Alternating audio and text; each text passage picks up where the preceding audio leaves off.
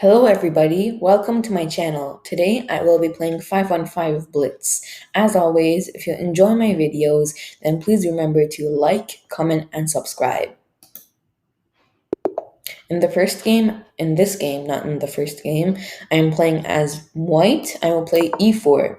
Won't play my usual queen's pawn opening, but I played the king's pawn opening this game. Now I will play a different opening. This is called the center game if he takes. And there's some lines where you can take back with the queen. There's a gambit called the Danish gambit, where after e takes d4, you play c3. But anyways, he plays knight f6, targeting my center pawn. I will play knight c3, defending my center pawn.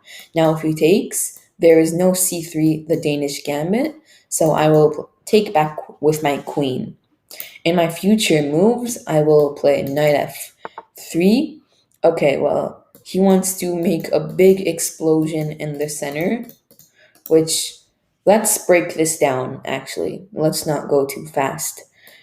First, if we take the pawn on e5, that attacks the knight. So, if we take on e5, and he takes on e4, we take the knight. If we take the pawn on d5, he takes with the knight, I take with my knight, he takes with his queen. So I will take the pawn on e5. If he plays d takes e4, I will first probably take the queen and then the knight.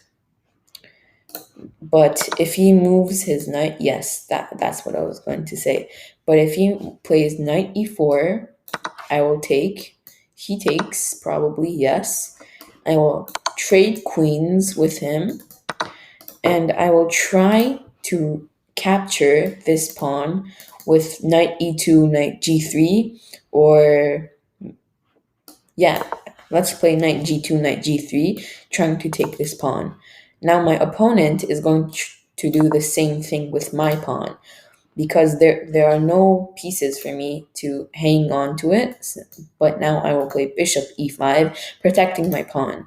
He might play bishop f5, protecting his pawn, but my plan now is to go knight g3, bishop c4, queenside castle.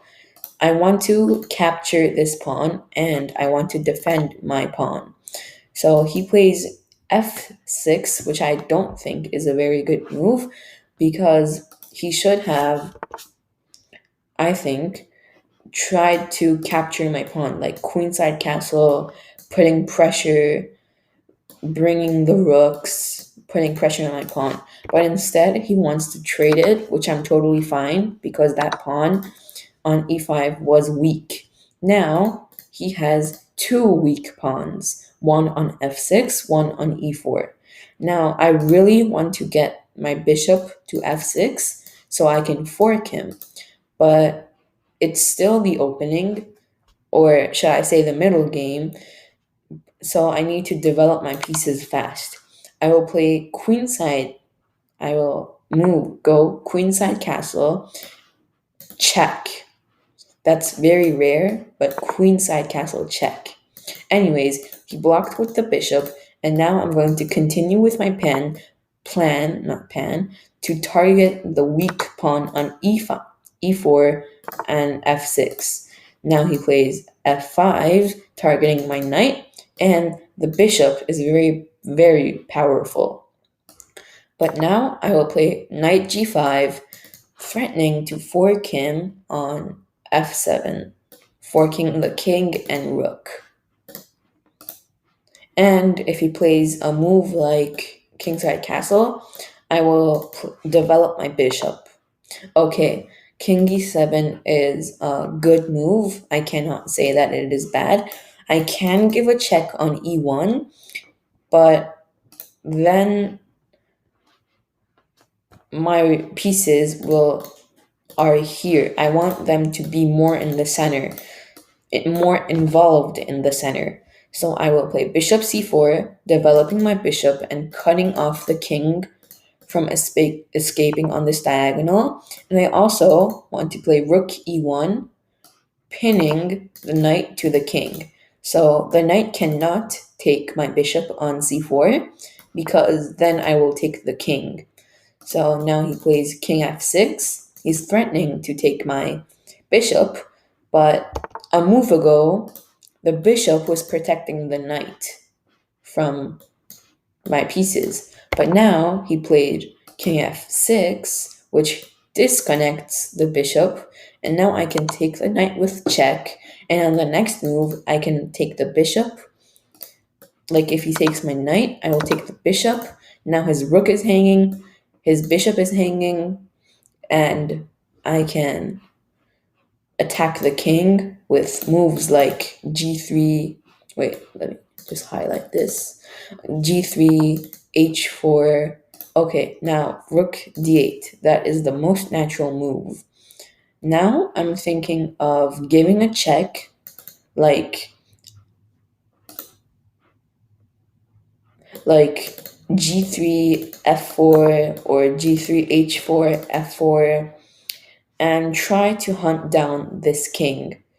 I'm also thinking okay, he plays A6. Probably he wants to go B5. I will go bishop f7 to try to cut the king from escaping. Now the only place that the king has to escape is g4. I will try to cut the king as much as I can. Now the king has no escape, and h4 will be checkmate. And f4 will not be checkmate because, okay, well, I think he blundered. So f4 will not be checkmate because then the king can't escape, and my pawn blocks my rook from cutting the king away. Now h4 will be checkmate because the king is boxed in by my bishops, and my pawns box the king there, and my rook prevents the king from going to g4, and the pawns won't let the king to go to h5 or f5. Anyways, thank you, and also I had one mistake, one blunder, and 0 missed wins, which is pretty good. So thank you for watching this video. If you enjoyed it, then please remember to like, comment, and subscribe. I will see you in my next video. Goodbye.